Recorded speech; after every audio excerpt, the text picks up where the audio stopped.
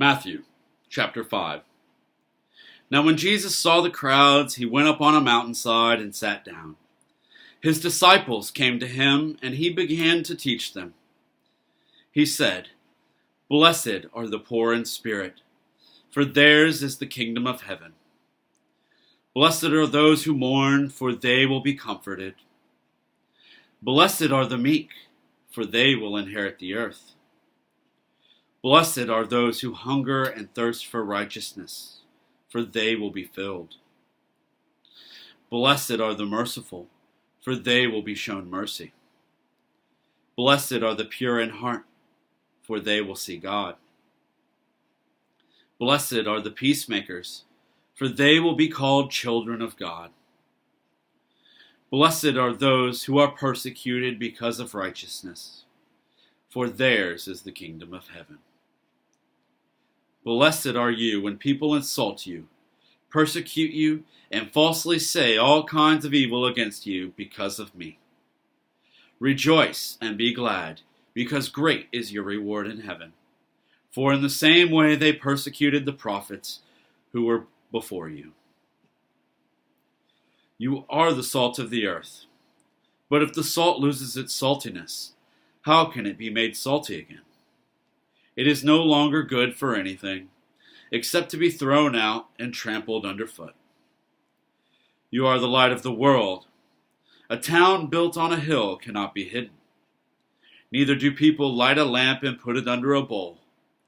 Instead, they put it on its stand, and it gives light to everyone in the house. In the same way, let your light shine before others, that they may see your good deeds and glorify your Father in heaven.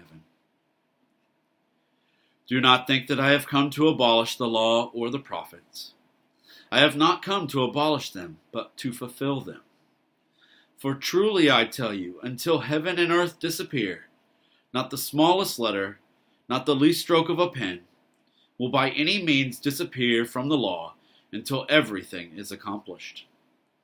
Therefore, anyone who sets aside one of the least of these commands and teaches others accordingly will be called least in the kingdom of heaven. But whoever practices and teaches these commands will be called great in the kingdom of heaven. For I tell you that unless your righteousness surpasses that of the Pharisees and the teachers of the law, you will certainly not enter the kingdom of heaven.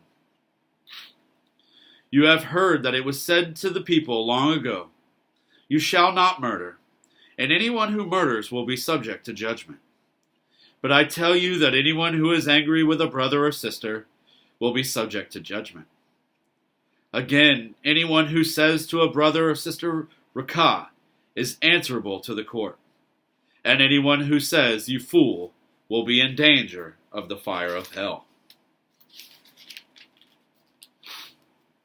Therefore, if you are offering your gift to the altar, and there remember that your brother or sister has something against you, leave your gift there in front of the altar. First go and be reconciled to them. Then come and offer your gift. Settle matters quickly with your adversary who is taking you to court. Do it while you are still together on the way, or your adversary may hand you over to the judge, and the judge may hand you over to the officer, and you may be thrown into prison. Truly, I tell you, you will not get out until you have paid the last penny. You have heard that it was said, 'You shall not commit adultery.' But I tell you that anyone who looks at a woman lustfully has already committed adultery with her in his heart. If your right eye causes you to stumble, gouge it out and throw it away. It is better for you to lose one part of your body than for your whole body to be thrown into hell. And if your right hand causes you to stumble, cut it off and throw it away. It is better for you to lose one part of your body than for your whole body to go into hell. It has been said, 'Anyone who divorces his wife must give her a certificate of divorce.'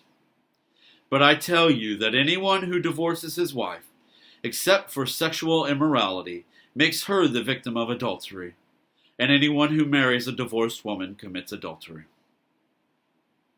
Again, you have heard that it was said to the people long ago, 'Do not break your oath, but fulfill to the Lord the vows you have made. But I tell you, do not swear an oath at all, either by heaven, for it is God's throne, or by earth, for it is his footstool, or by Jerusalem, for it is the city of the great king. And do not swear by your head, for you cannot make even one hair white or black. All you need to say is simply yes or no. Anything beyond this comes from the evil one. You have heard that it was said, eye for eye and tooth for tooth. But I tell you, do not resist an evil person. If anyone slaps you on the right cheek, turn to them the other also. And if anyone wants to sue you and take your shirt, hand over your coat as well. If anyone forces you to go 1 mile, go with them 2 miles. Give to the one who asks you, and do not turn away from the one who wants to borrow from you. You have heard that it was said, love your neighbor and hate your enemy. But I tell you, love your enemies and pray for those who persecute you, that you may be children of your Father in heaven. He causes his sun to rise on the evil and the good, and sends rain on the righteous and the unrighteous. If you love those who love you, what reward will you get? Are not even the tax collectors doing that? And if you greet only your own people, what are you doing more than others? Do not even pagans do that? Be perfect, therefore, as your heavenly Father is perfect.